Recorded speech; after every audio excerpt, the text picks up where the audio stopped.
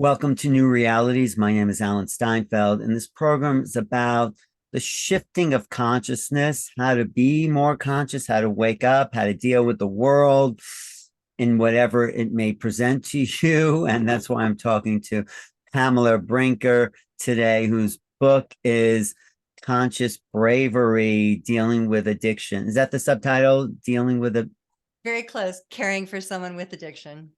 Caring for someone with addiction. So your book and your work is more about the person dealing with those addicted than the addicted person themselves. Yes. Well, but you must have solutions or approaches to addiction as well as the person dealing with the addiction. Yes, absolutely. But in the recovery world, there's a lot being said about that. There are a lot of people talking about some of the, as you mentioned here, the shifting of consciousness that needs to happen for those who struggle with substance use issues or mental health. But I work with people who walk alongside those that we care about. And my mission and passion is to help people who care about someone who struggles greatly with substances or behaviors, or again, their mental health, to really know who they truly are, to shift their consciousness so that instead of responding to situations as crises, they can prepare for what's coming by knowing who we truly are. You know, we truly are our essence, this deep core essence, this deep core essential self. That's who we truly are. We're not defined by our circumstances that our loved ones go through.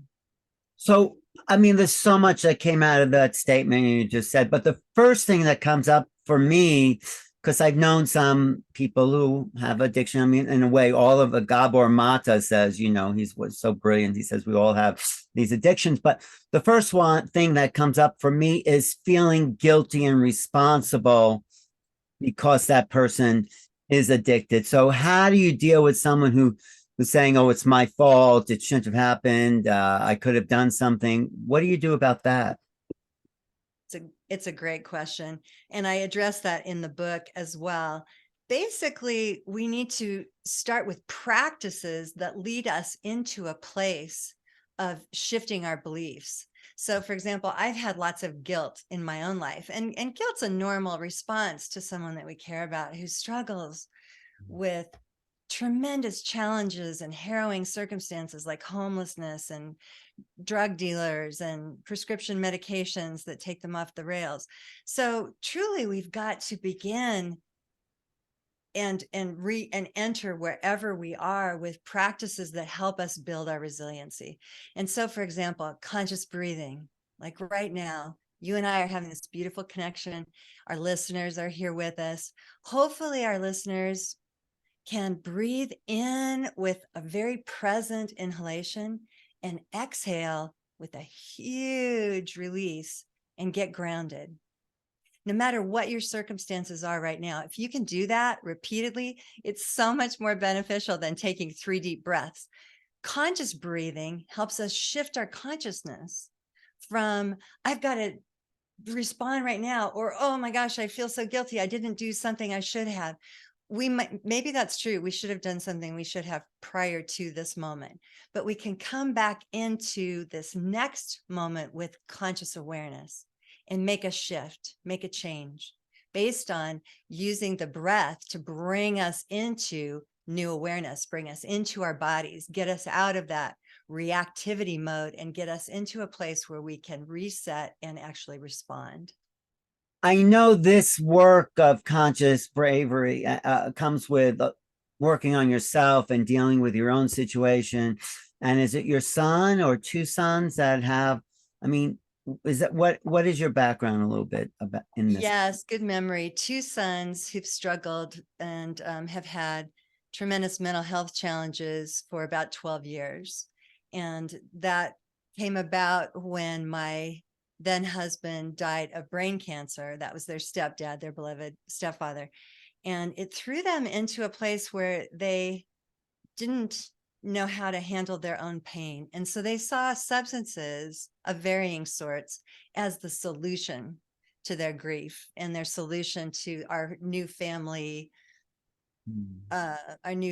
system, because all of a sudden there were just 3 of us instead of 4. And so that's where I have tremendous compassion, and talking about the guilt that we have. As you're saying, Alan, we've got to come at that guilt with tenderness for ourselves. So oftentimes, even today, I say, oh, wow, I'm really feeling upset about one of my son's situations. So instead of just judging myself and saying, I've got to get it together, I've got to get answers, I try to breathe into the moment, remember who I truly am, become comfortable with discomfort and overwhelm. So I reset my nervous system and I say, okay, wait a minute. My nervous system wants me to fight or freeze up. But instead of doing that, I'm going to breathe into this place and calm that trauma response, or be with, maybe is a better way of saying, as Gabor Mate talks about, our trauma response needs us to realign, not necessarily calm down. So I try to be right here, and then I can make a better choice about what to do. Right. I mean, do you reach at some point personally or others where you don't exactly write it off, but you say, well, that's that person's karma, that's their life, that's their path. And in a way, there's nothing you can do about it. You can assist, but it's like to get on with your life, or constantly be, concerned about someone else's. Yeah. Yes. Oh, I love that question, Alan, because truly it is their life. And simultaneously, two seemingly opposing things are true at the same time. The choices I make will impact them, because we don't live in a universe where you and I are completely independent of one another.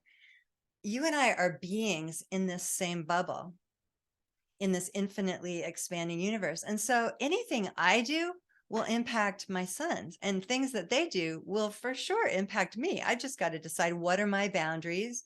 Can I bring conscious caring into the situation? I don't like to use the word codependency, because I don't think everyone is. I don't believe it's a disease.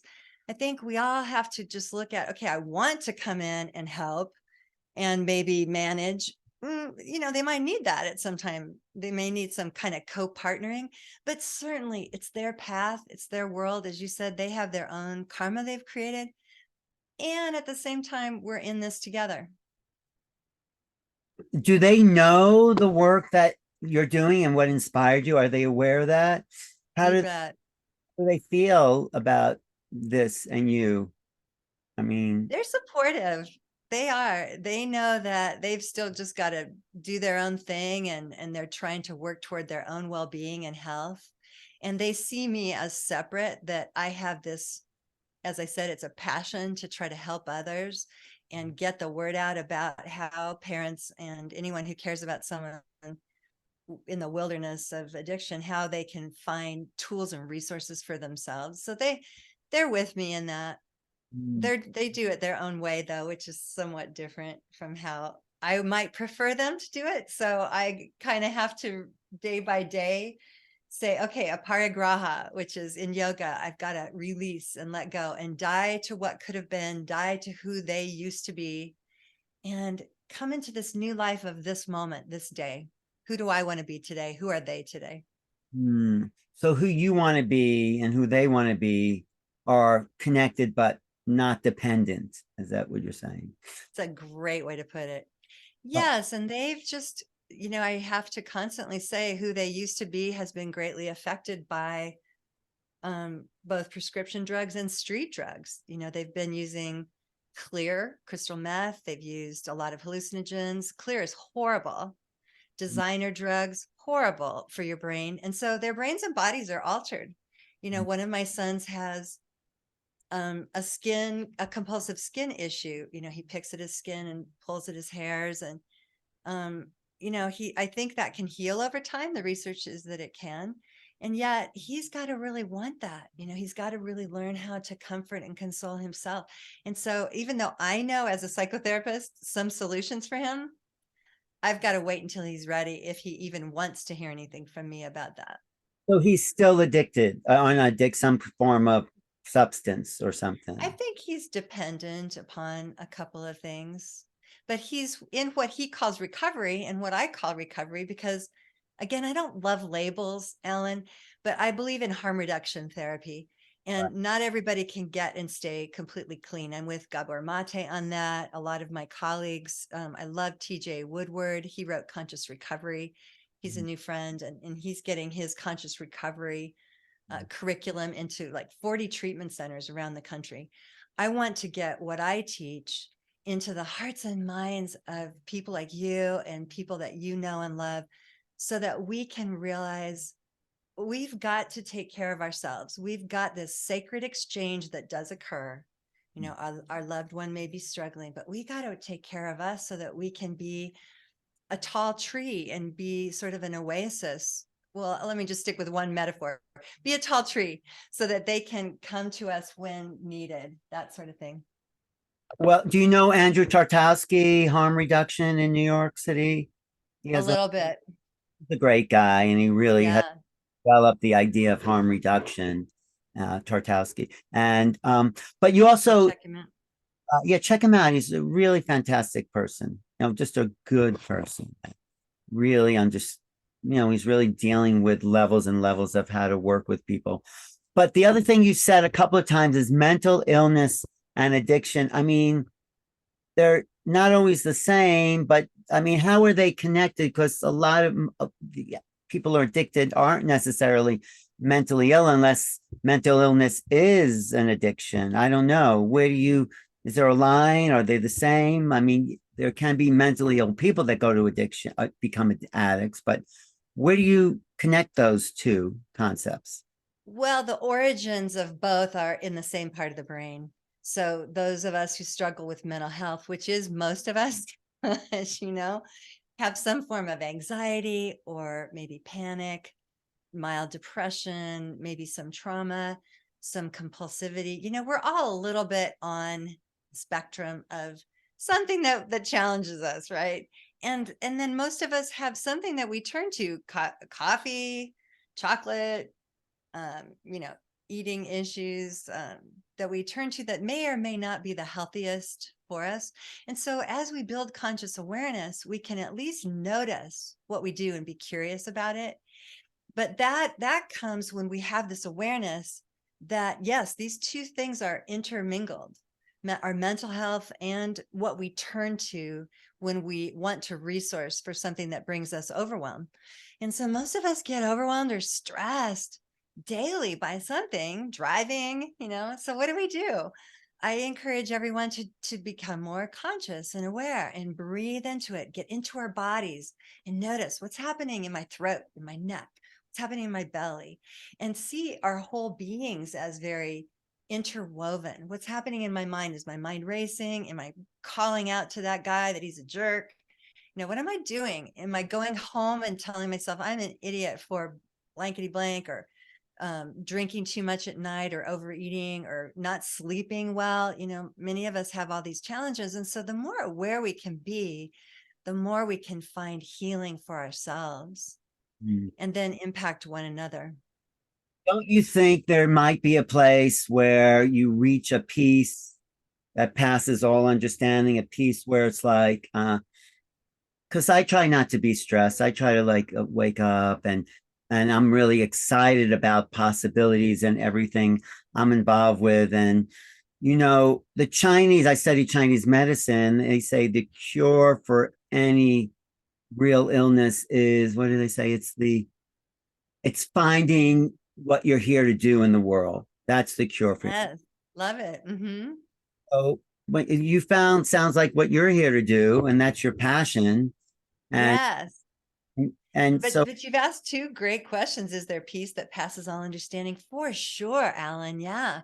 But, you know, or I should say, and just when we get that peace that passes all understanding, and I get that almost every day because I meditate daily and I do cold water plunges, and I do a variety of things, yoga, I greet the sun, and breathe consciously. But inevitably, it seems like something then is presented to me that helps me to practice what I teach. and I think that we're going to get that ability to practice. And so I don't know if the peace that passes all understanding is linear, if it just is maintained. For me, I have to reset often. Could be a place where you come to that is just like you're just there, you're just in bliss. And I don't know you, but you might actually feel an addiction to having to do stuff like that, and be in work. I mean, I can't say what you are, but people do get that addiction to helping or doing or being and all that, and just being present, like you're saying, takes us back to the center of who we are. And Beautiful. That's true. And you did hit it on the head, obviously. I mean, you can probably pick up on my energy. And today it's a little off because I've been dealing with some challenges, but I'm often in bliss. I would say that people who know me well say, well, one of my friends gave me kind of like a little plate that says joyous, because I'm pretty joyous. I return to happiness pretty well. I have a foundation of contentment. And yet, yes, I do want to help, but even with my clients or when I lead a workshop, I help as much as I can and then let go. It's up to everybody else to do their thing. And I've done my part. And that's what I try to do with myself. When I do help, I say, okay, I did what I could. Got to let go now. But getting back to the people you work, like your children, your sons, like, you want to help them, of course, but how do we help people find what they're here to do in the world? I mean, that's the big challenge. How do you? That's a great contemplative question for every one of us. I don't know that we can. I really think we can be curious and ask one another in conscious conversations. Hey, what do you think you're here to do? Yeah. And, that can shift and change over time, just like your show, the shifting of consciousness. What I needed to do 10 years ago may be very different from what I am about now. And so we want to flow. For me, I have to flow with, instead of what my sympathetic nervous system tells me to do, which is to fight or flee or, fawn or curl up in a ball and kind of disappear. I want to be able to notice my preference, notice what I'm prone to do, and then flow with it instead. And that means knowing what I'm here to do. You know what I mean? Once I'm in the flow, I'm able to see more clearly. But I really appreciate your compassion and your desire and your, intent in bringing people back to themselves. I can feel that part of you that really wants to make a difference and really evolve people's own place of their own struggle. That's a really to be. So how do you keep going sometimes? How do you, because you have a lot of energy for it and it's great, but if you're discouraged or someone's not responding, what do you do for yourself? If someone doesn't respond to me, that's up to them. That's their prerogative. Like if you and I are, say, out on a walk, going through a park, and you're telling me something that you want to do or don't want to do, that's your choice. It's your life. You've got your own volition. And it's so important for those of us who walk alongside someone we care about to include their volition, their choices in all decisions. And so really how I keep going is I know that I'm here to bring both the light and the dark. A lot of us talk about ourselves as light workers, but I'm here to help myself be aware of my own shadow as well. And I don't see the shadow as a dark place. I see the shadow as a place where the light is more clear. And so I want to know my tendencies. If I don't trust someone, what's that about? I want to be curious about it. I want to help other people into the darkness and through it, and also come into the light and stay there in bliss. So I see it as a very clear and expansive whole. Right. No, that's great. No, I really appreciate what you're doing. And I can see you do help people who are suffering because of the circumstances that they're dealing with. And I'm curious about the word bravery, because that's an interesting word. I mean, so talk about that brave part, what that means as opposed to courageous, or maybe it's the same thing. Talk about bravery. Oh, Alan. So I get DMs from people every day now. And for example, the other day I got a DM from someone who said, I am a parent who is gripped with panic. My daughter is using heroin again. What do I do? And my answer to that is you've got to find your own ability to be consciously aware and to cultivate bravery and resilience, because this path is a long one. You know, those of us who love someone who struggles with their mental health, it's not usually a quick fix. It's usually a really long journey. And similarly with people who struggle with substances, there are bumps and relapses and backstreet paths. And it's such an inexact science. There's no one size fits all way that anyone comes into mental illness, as you call it, or mental health challenges, as I prefer to say, and no one gets out of substance use issues or into greater mental health the same way. And so really bravery is about using a repertoire of a lot of different skills and cultivating those skills, like conscious breathing, befriending all of our feelings, even shame, becoming more comfortable with overwhelm and discomfort. That may be one of the biggest keys, because most of us run from our discomfort. We want to fix it right away. And then to know who we truly are, like, you're your essence.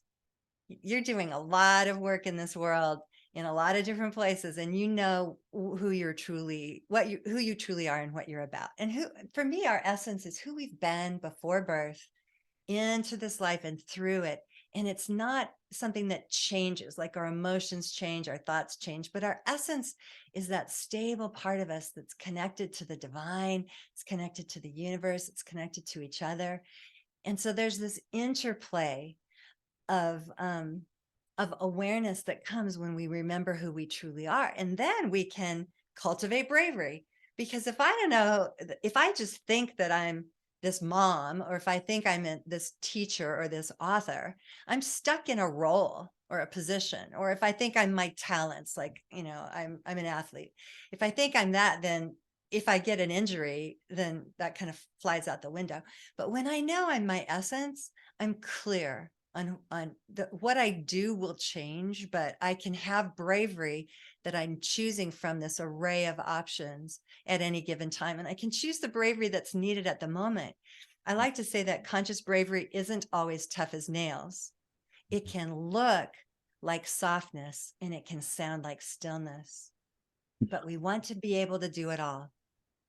But isn't finding your essence, I mean, I would think, because uh the cure for addictions, I mean, I would think it is, because when you find that essence, then what's really exciting for you in incarnation comes up. That's the essence, is the essence to be here and do something. Is that true, what you found? When people find their essence, they give up addiction, or is that not true? I think, there are a lot of doorways into what people call recovery. Some people call recovery not using substances. I don't call recovery that, because I think sometimes we put way too much pressure on people who struggle with substances. Stop using substances and then you'll be in recovery. Well, it's kind of more like the opposite.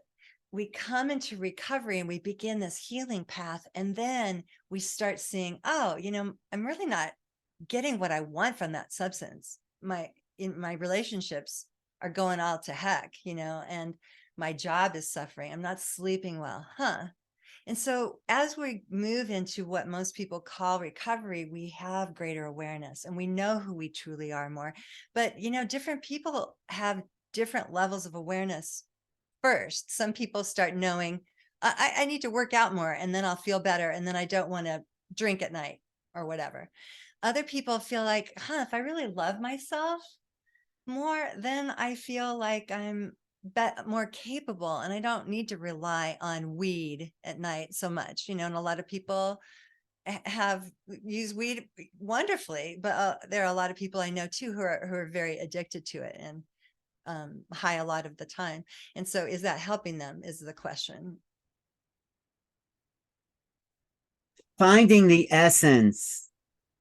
When someone finds their essence, which means their passion or being is that a cure? I mean, I did you answer that already? Because I was kind of this. I don't know if I did. There's not a real answer to that. I don't know if there is a cure. Uh-huh. I don't know if curing is the goal. I would say your first point is to know who we truly are, to know our essence. That may be more of the goal. Right. You know, to really know and embody, I can have a layer of contentment that I walk upon all the time, a foundation of contentment. Then I tap into that and I remember who I am, or I remember who I am first, and then I can walk on that foundation of contentment.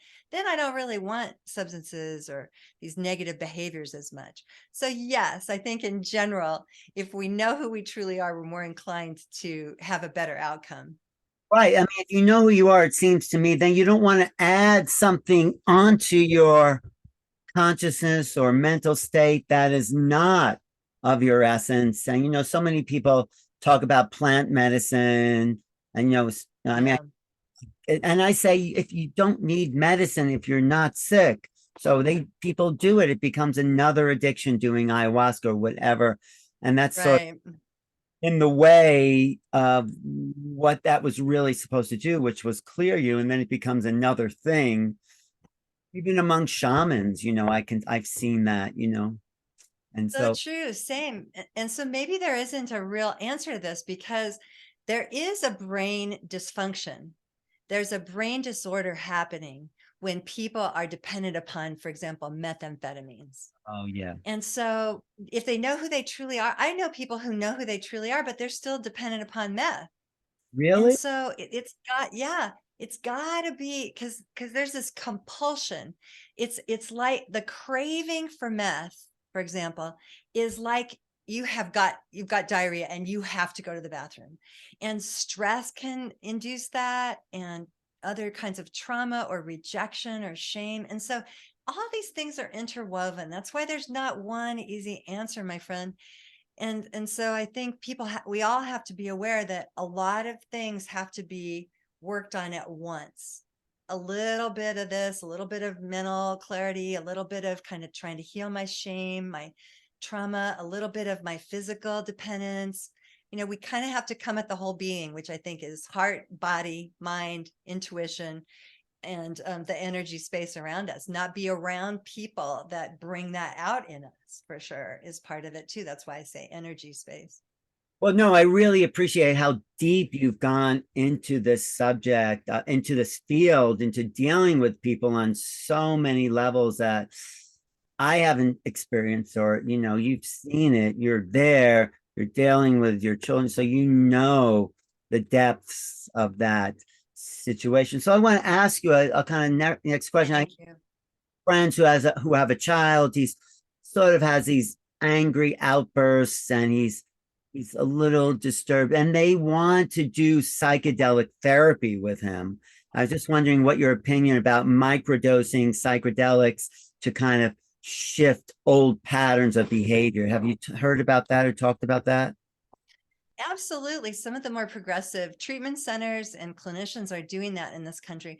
I really believe it can be helpful when partnered with somebody who's really skilled, just like you wouldn't go out and say, okay, I got a broken leg, I'm going to do some surgery on myself. It's really helpful to work with somebody who's been at this for 4 or 5 years and who understands the compassion, the presence that's needed. If that particular psychedelic or for example, psilocybin is the best treatment for what this person is dealing with, if they've tried other things. So really, that's where you partner with a good, skilled trauma clinician usually, or somebody who understands. You mentioned impulsivity and anger outbursts. That person might have some ADHD. That's a whole different ballgame, because I'm all about looking at, we're neurodiverse. What neurodiversity situation or what neurodiverse quality or qualities do you have? Do you have a little bit of autism on the spectrum? Do you have autism and some ADHD? If so, that might require a different treatment, and so we don't want to just start using just like in the old days when people said, oh, just go to 12 step, that'll fix you. You got to surrender. That's just a prescription for failure for most people. And so we don't want to come at this new treatment the same way, saying, hey, everybody needs psilocybin therapy. Right. Because But we don't know. We really have to work together to figure it out. that's smart of you. So, but there have been a lot of people help with 12 step, and of course, a lot of people haven't. I mean, I know people in Yes. Korea, and they really thank 12 steps for helping them heal. You bet. And I'm all about that. If you love structure and you like to be in a free, easy to find environment, and if you thrive with that, more power to you. It's just that was such a kind of a prescription for everyone for such a long period of time. And now we're realizing there are so many other modalities that people can use to find help and resourcing. There's Dharma recovery, and you can work with a shaman, you can do all kinds of things. And so it really depends on a person's unique personality, and then who they trust, because trust is part of it. If I work with Gabor Mate, I'll probably do pretty well because I trust him. I've been following him for years. But if I work with someone that I don't trust, I might have to hurdle some walls before I make much progress. I really appreciate your really broad perspective on this, like looking at the whole field and also trying to help people, not just in recovery, but people who are dealing with that. That's so, what I want people to get your book, at Conscious Bravery. And Thank you. yeah, of Me course. too. What do you think they would take away from your book, if after reading it? What would you want that person to get from reading your book? Well, my friend Michelle Waters wrote on the back of the book that this is conscious bravery is woven magic, like a warm hug from a trusted friend. Pamela's words wrap around the reader and whisper, you can do this. So she says a lot in that. I think my book will inspire people to have the confidence in themselves that they can do this, since I do get so many messages and emails from people that are just in the deep waters of hopelessness and don't know where to turn. This book is a hopeful book because it gives you practices you can do today, simple things you can try today, and you can begin building into your everyday life. But similarly, I'm really real. I think a lot of people would say that the book is transformational because I tell some of my own stories and some of my failures and some of how I came into finding some success, even for myself, even when my sons were still having huge, huge, I guess, outbreaks of mental health that were new, like, for example, schizophrenia symptoms and psychoses. So if you're incurring anything like that, if you're wondering if your loved one or somebody you care about is struggling with bipolar, or if they're ever going to get through their trauma, I know that my book can help you, because you can skip around and try things that work for you and let go of the things that don't help you. Conscious Bravery, Pamela Brinker. Are you also open for consultations if people want to, like, if they hear they say, oh, you have an office or online? How do they find you? Yes, they can find me from my website, pamelabrinker.com. And my practice is full right now, but I can either refer them to someone else or put someone on a wait list. I do have some trainings and teachings that are coming up, and I'll be a keynote speaker at a conference in the fall. So I can let people know about that on my website. And then I can also send out, I would love people to email me, and I can send out my Bravery Bites that go out twice a month, which are just little free, short, inspirational and helpful tools, little prompts for what can you do with What this situation or that situation. you want to give your email? What's your email? Or you want Sure. Yeah. My email is PamelaWBrinker@gmail.com. And I Great. would love people to get in touch with me, and I'll send you my Bravery bites And a couple times a month. what's the conference you're doing coming up? Which one is that? Oh, yeah, I don't know if I'm supposed to say yet because Put it. so I would tell you, but I have to wait till they secure their final keynote speaker. But Oh, I'll put it on the website well, good. really soon. Well, that Thank you. And they can get my book on the website or on Amazon too. oh, I do appreciate your enthusiasm and excitement and smile because I know you've been through a hard time and you've really come out the other side and found your essence and the peace in yourself and the passion to help others through what you've been through. So it's very beautiful. Thank you. Mm. Oh, I appreciate you. I feel seen by you. I'm sure your listeners do too. You're such a beautiful being. Thank you.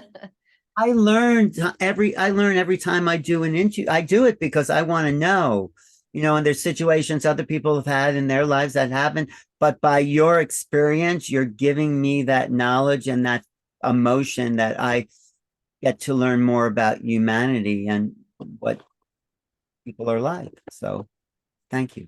Well, you're a transformational learner. The fact that you keep learning is inspiring. Yes, that's what I'm here to do. Keep learning and communicate what I have learned to other people, and maybe they'll learn it, and maybe we're all here to learn something from each other. So that, Absolutely. thanks, Pamela.